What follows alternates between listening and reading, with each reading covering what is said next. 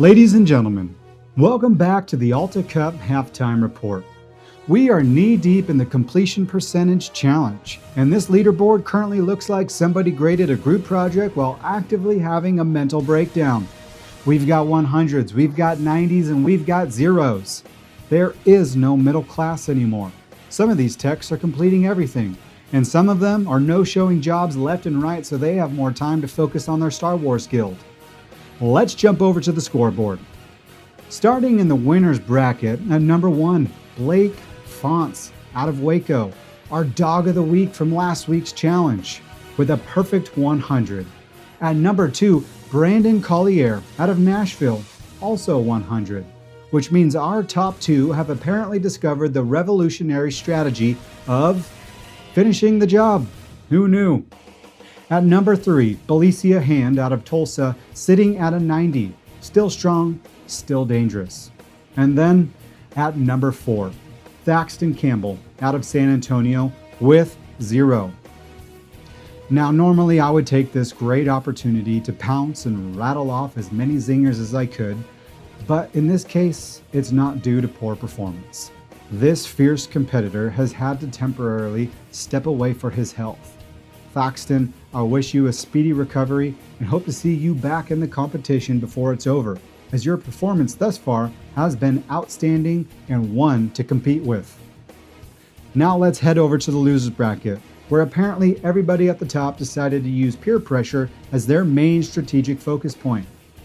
Jeremy Garcia from Waco with 100. Robert Clark out of Tulsa with 100. Cody Camp, Virginia Beach, 100. Christopher Armstrong, San Antonio, 100. And Christopher Vasquez, San Antonio, you guessed it, 100. 5 straight perfect scores. Now folks, one thing to keep in mind is that this is only based on Tuesdays and Wednesdays data. 2 days worth of routes. So although I'm not surprised to see perfect scores at this time, we'll see how the rest of this challenge treats them. But I can assure you, regardless of how reasonable it is, they're still getting audited. It's now time for Cup Check. I think a little equipment check is in order. Hit me with your best shot. Fire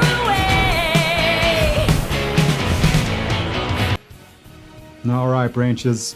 I have reviewed the numbers. Some of you are thriving, some of you are surviving, and some might even be reviving. Houston, you started this tournament with 12 technicians. You now have 1, and his current score is 0. Houston, we have a problem. Dallas started with 19 technicians. You've got 3 left, and your competitors are currently averaging a score of 65%. 3 guys, and they're only getting 65% of the job done? Who knows what I'm going to say next? Make these guys installers. Fort Worth started with 11. You got 1 person left, and they're averaging 85%. Pablo, you better keep him focused because he's your only shot at winning a Yeti cooler. Austin, 20 technicians entered, 2 remain. Your completion average is actually sitting around 93%, which is respectable. But unfortunately, you waited until everybody else in your branch is dead before you started doing well. The real question is, Andy, can you keep it up? And then there's San Antonio. You started with 22 technicians and still have 5 competitors remaining, the most of any branch. 1 in the winners bracket, 4 in the losers bracket. Will they secure the championship 2 years in a row? If they do, I'm deciding their grand prize for them. $2,000 in Torchy's gift cards. Nashville deserves a special mention today. You started with 13 technicians. You have 1 left, but that 1 is Brandon Collier, sitting in the winners bracket with a perfect 100. Nashville didn't build depth. They just put the entire franchise on one man's back and said, go get him, Tiger.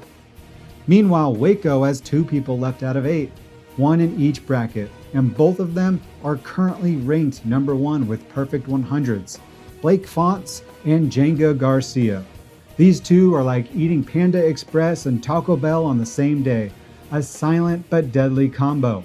And finally, we need to talk about the East. The East currently owns 18 of the 27 remaining technicians. That is 2/3 of the entire competition. But out of those 18, only 2 are in the winner's bracket. The West only has 9 people remaining and also has 2 in the winner's bracket. So the East has twice the manpower for the exact same winner's bracket representation. That's incredible. The East is basically showing up to a 4-person group project with 18 employees and still splitting the grade 50-50. You've got the numbers, you've got the bodies. At some point, one of them has to start winning. Right now, the East isn't dominating the Alta Cup. They're just taking up more parking spots.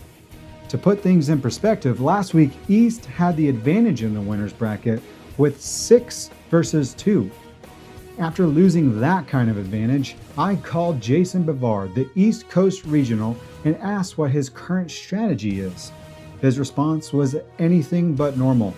He stated he would be forcing all of his employees to wear toe socks. And to ensure this new uniform policy was being followed, he would require daily photo submissions to his personal cell phone of everyone's little piggies snug and segregated. When asked how this would help his region's performance in the Alta Cup, he said, "Oh, the Alta Cup. Not sure." Well, we'll end on that note for this week's Cup Check, because we've checked the branches in the Cup, we've checked the regions in the Cup, we're checking everybody's Cup. This has been Cup Check. I think a little equipment check is in order. Hit me with your best shot. Fire away. And that is your Alta Cup halftime report. The top of the losers bracket is absolutely stacked with perfect scores. The winners bracket has everything from 100 to 0. And across the branches, we have officially reached the part of the tournament where nobody has enough people left to hide behind anybody else. 27 remain.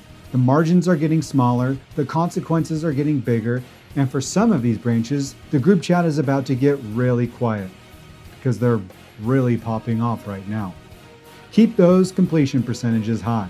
Keep fighting, and remember, you can't win the Alta Cup if your entire branch is watching the finals from the couch. I'm Levi Lucas, and this has been the Alta Cup Halftime Report.